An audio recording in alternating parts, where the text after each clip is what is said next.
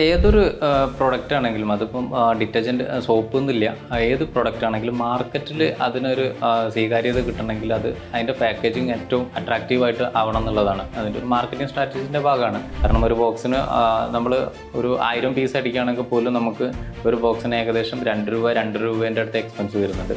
അത് കവർ സീൽഡായിട്ട് ചെയ്യുകയാണെങ്കിൽ നമുക്കൊരു 50 പൈസ ആ ഒരു റേഞ്ചിലോട്ട് അതിനെ കുറച്ച് കൊണ്ടുവരാൻ പറ്റും. പാക്കേജിങ് മെറ്റീരിയൽസ് ഞാൻ പറഞ്ഞ പോലെ തന്നെ കാർട്ടൂൺ ബോക്സുകൾ വരുന്നുണ്ട്, പ്ലാസ്റ്റിക് കവേഴ്സ് വരുന്നുണ്ട്, അതേപോലെ ലാമിനേറ്റഡ് ഫോയിൽ കവർ, അതിൻ്റെ ചെറിയ തിന്നായിട്ടുള്ള ഡീറ്റെയിലിംഗ് അല്ലാത്ത ചെറിയൊരു എന്താ പറയുക, അതിനെ നമുക്ക് ജസ്റ്റ് ഒന്ന് റാപ്പ് ചെയ്ത് വെക്കാൻ പറ്റുന്ന രീതിയിലുള്ള ഒരു കവറായിട്ട് ഐറ്റം വേറെ വരുന്നുണ്ട്.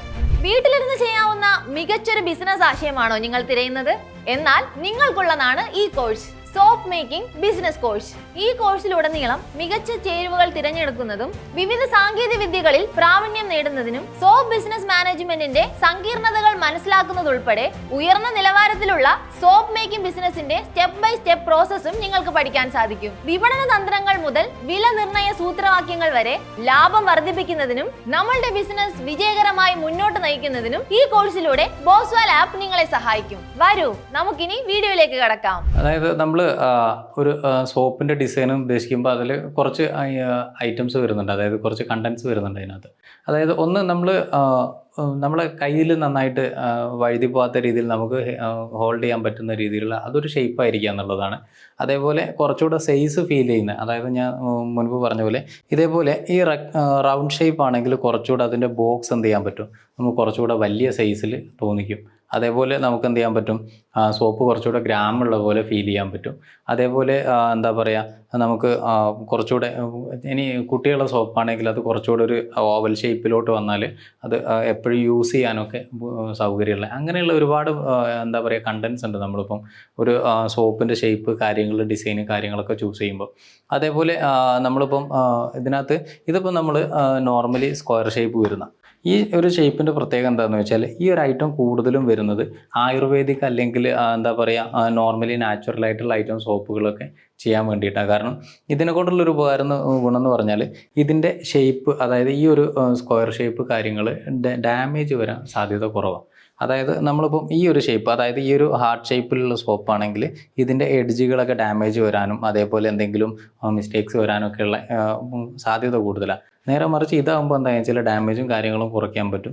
നമുക്ക് പാക്കിങ് കുറച്ചുകൂടെ ഈസി ആയിരിക്കും. നമ്മൾ ജസ്റ്റ് ലാമിനേറ്റ് ചെയ്യുകയാണെങ്കിൽ അത് ജസ്റ്റ് എന്ത് ചെയ്യാൻ പറ്റും, ഒരു വൃത്തിയിൽ നമുക്ക് ലാമിനേറ്റ് ചെയ്തെടുക്കാനും അതിൻ്റെ പാക്കിങ് കാര്യങ്ങളും ഒക്കെ കിട്ടും. സോപ്പ് നിർമ്മാണ ബിസിനസ് കോഴ്സിലെ ഡിസൈൻ സോപ്പ് എന്നൊരു ചെറിയ ഭാഗത്തിലൂടെയാണ് നമ്മളിപ്പോൾ കടന്നുപോയത്. ഈ കോഴ്സിലെ വളരെ പ്രധാനപ്പെട്ട ചാപ്റ്ററുകളിൽ ഒന്നാണിത്.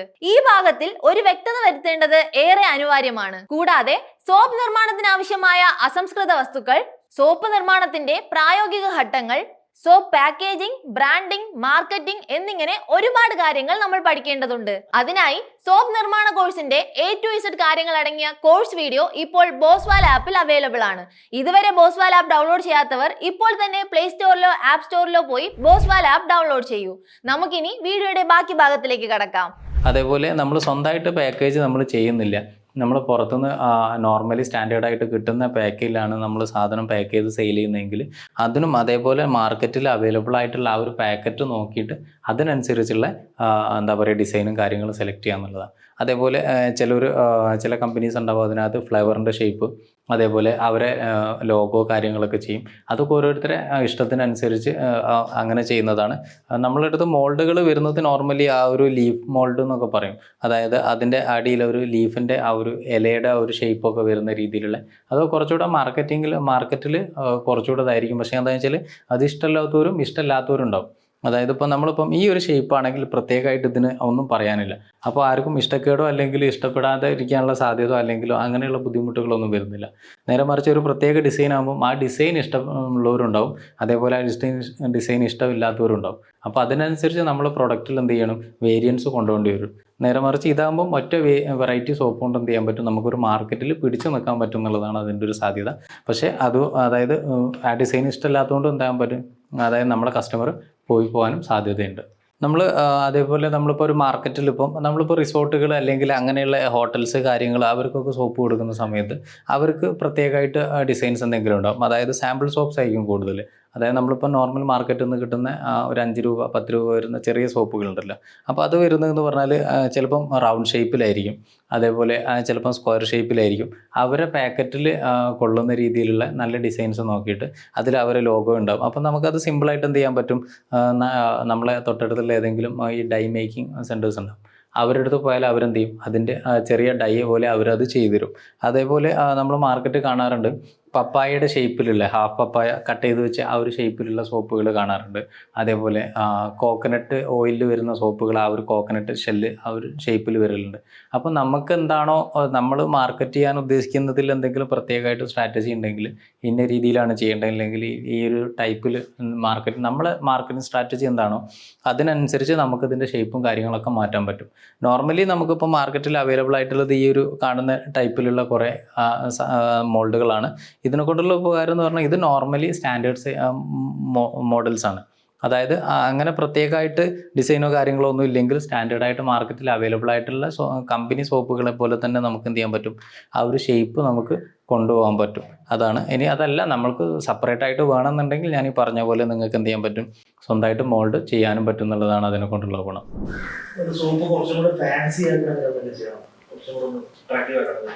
അത് ഞാൻ ഈ പറഞ്ഞ പോലെ, അതായത് ഇപ്പോൾ നമ്മളിപ്പോൾ പപ്പായ സോപ്പ് ചെയ്യുമ്പം പപ്പായ സോപ്പിൻ്റെ ആ ഒരു ഷേപ്പ്, അതായത് ഇത് കാണുമ്പോൾ ഒരു പപ്പായ സോപ്പാണെന്നുള്ള ഫീൽ കിട്ടാൻ നമുക്ക് എന്ത് ചെയ്യാൻ പറ്റും, ആ പപ്പായയുടെ ഷേപ്പിലുള്ള ആ ഒരു മോൾഡിലോട്ട് നമുക്ക് ആ സോപ്പ് ചെയ്തിട്ട് അത് കാണുമ്പോൾ പപ്പായ സോപ്പാണെന്നുള്ളൊരു ഫീൽ പെട്ടെന്ന് കിട്ടും. അതായത് വായിക്കാതെ തന്നെ അത് പപ്പായ സോപ്പാണെന്ന് മനസ്സിലാവും. അത് നമ്മൾ എന്താണോ സ്ട്രാറ്റജി ആയിട്ട് കാണുന്നത്, നമ്മൾ മാർക്കറ്റിങ്ങിൽ നമ്മൾ ഒരുപാട് ഐഡിയാസ് കൊണ്ടുവരും. അത് നമ്മൾ കമ്പനി എന്താണോ ചെയ്യുന്നത് അതിനനുസരിച്ച് നമുക്ക് ചെയ്യാൻ പറ്റും. നമ്മൾ സിമ്പിളായിട്ട് ചെയ്യുമ്പോൾ നമുക്ക് ഇതാണ് മെത്തേഡ്. അതല്ല നമ്മൾ കുറച്ചുകൂടെ വലിയ രീതിയിലുള്ള സ്ട്രാറ്റജി കൊണ്ടുവരുമ്പോൾ നമ്മളെ കമ്പനി ഇന്ന രീതിയിൽ വലുതാവണം, ഈ രീതിയിലുള്ള കാഴ്ചപ്പാടാണ് നമുക്കുള്ളത്, അതിനനുസരിച്ചാണ് നമ്മൾ ആ രീതിയിലുള്ള കാര്യങ്ങളൊക്കെ ചെയ്യുന്നത്. അപ്പോൾ നിങ്ങൾക്ക് എന്ത് ചെയ്യാൻ പറ്റും, അത് പാക്കിങ് മാറ്റാൻ പറ്റും. അതായത് ഇതിപ്പം നോർമലി കമ്പനി സാധനങ്ങളെല്ലാം ബോക്സിൽ വരുന്ന സമയത്ത് നമുക്ക് എന്ത് ചെയ്യാൻ പറ്റും, അതൊരു പൗച്ചിൽ 2-3 ഒരുമിച്ച് അല്ലെങ്കിൽ സെപ്പറേറ്റ് വേറെ എന്തെങ്കിലും ഒരു ബാൻഡിങ്ങോ കൊടുത്തിട്ട് അങ്ങനെ ചെയ്യാൻ പറ്റും. അങ്ങനെ ചെയ്യുന്ന കമ്പനീസും ഉണ്ട്. അത് ചിലപ്പോൾ ഒരു ഓഫർ പാക്കായിട്ട് ചെയ്യുന്നവരുണ്ടാവും. അങ്ങനെ അത് ഓരോരുത്തരുടെ സ്ട്രാറ്റജിയും ഓരോരുത്തരുടെ ഐഡിയയും അനുസരിച്ച് ഓരോ കമ്പനിക്ക് അനുസരിച്ച് ഡിഫറൻ്റ് ആയിരിക്കും. അത് നമ്മളെങ്ങനെയാണോ തീരുമാനിക്കുന്നത് അതിനനുസരിച്ചായിരിക്കും നമ്മളെ കമ്പനിയുടെ സ്ട്രാറ്റജി, നമ്മളെ ഐഡിയകളും കാര്യങ്ങളും അതിനനുസരിച്ചായിരിക്കും നമ്മളെ പാക്കേജിങ്. അതാണ് അതിൻ്റെ ഡീറ്റെയിൽ. കസ്റ്റമൈസേഷൻ ചെയ്യാൻ പറ്റും ഈ ഒരു കാര്യത്തിൽ, ആൾക്കാരുടെ പേഴ്സണലായിട്ട് ഇൻട്രസ്റ്റിംഗ് ആയിട്ട് നമുക്ക് ബോഡി കൊടുക്കാൻ. അതായത് സോപ്പിൻ്റെ കേസിൽ നമുക്കത് ഒരു പ്രത്യേക ഷേപ്പിൽ ചെയ്യാൻ പറ്റും എന്നുള്ളത് ഇതിൻ്റെ മെയിൻ സംഗതി എന്ന് പറഞ്ഞാൽ, ഒന്ന് ഇതിൻ്റെ മോൾഡ് എന്ന് പറഞ്ഞാൽ അത്യാവശ്യം എക്സ്പെൻസീവ് ആയിട്ടുള്ള സാധനമാണ്. ഇതിപ്പോൾ നമ്മൾ നോർമലി മാർക്കറ്റിൽ നിന്ന് കിട്ടുന്നതുകൊണ്ടാണ് നമുക്കത് 200 രൂപ അല്ലെങ്കിൽ 150 രൂപ റേഞ്ചിൽ നമുക്ക് ഇങ്ങനത്തെ മോൾഡുകൾ കിട്ടും. നമ്മളത് കസ്റ്റമൈസ് ചെയ്യാന്ന് പറയുമ്പം ആ ഒരു കസ്റ്റമർക്ക് അല്ലെങ്കിൽ ഒരു പ്രത്യേക രീതിയിലുള്ള ഒരു മോഡൽ ചെയ്യുമ്പം അതിൻ്റെ മോൾഡിന് അത്രയും കോസ്റ്റ് നമ്മൾ ആദ്യം ഇൻവെസ്റ്റ് ചെയ്തിടണം. അത്രയും പ്രോഫിറ്റ് കിട്ടുന്ന ഒരു ഫീൽഡാണെങ്കിൽ ഓക്കെ, നമുക്കത് ചെയ്യാൻ പറ്റും.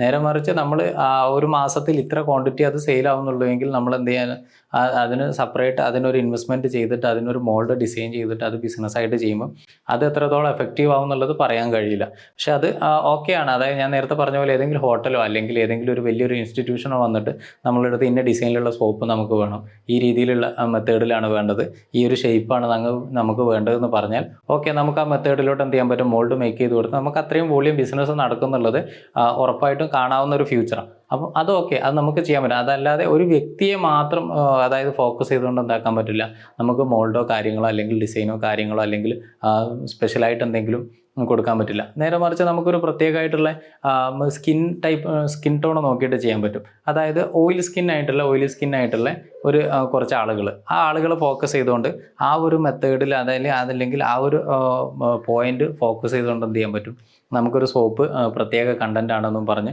അതിനെ മാർക്കറ്റ് ചെയ്തിട്ട് അതിനൊരു പ്രത്യേക രീതിയിൽ മാർക്കറ്റ് ചെയ്തിട്ട് അതിനൊരു ഷേപ്പ് കാര്യങ്ങൾ കൊടുത്തിട്ട് പാക്കേജിങ് മാറ്റിയിട്ട് അതിനെ ബിസിനസ്സായിട്ട് കൊണ്ടുവരാൻ പറ്റും. കോഴ്സ് നിർമ്മാണ ബിസിനസ് കോഴ്സിലെ ഡിസൈൻ സോപ്പ് നിർമ്മാണം എന്ന കോഴ്സിലൂടെയാണ് നമ്മളിപ്പോൾ കടന്നുപോയത്.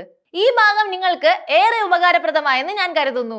ഈ കോഴ്സ് മുഴുവനായി പഠിച്ചു കഴിഞ്ഞാൽ നിങ്ങൾക്കും സ്വന്തമായി സോപ്പ് നിർമ്മാണ ബിസിനസ് ആരംഭിക്കാവുന്നതാണ്. ഇതുപോലുള്ള ഇൻഫോർമേറ്റീവ് വീഡിയോകൾക്കായി ഇപ്പോൾ തന്നെ ബോസ്വാല മലയാളം യൂട്യൂബ് ചാനലും സബ്സ്ക്രൈബ് ചെയ്യൂ. Bosswala. Be the boss.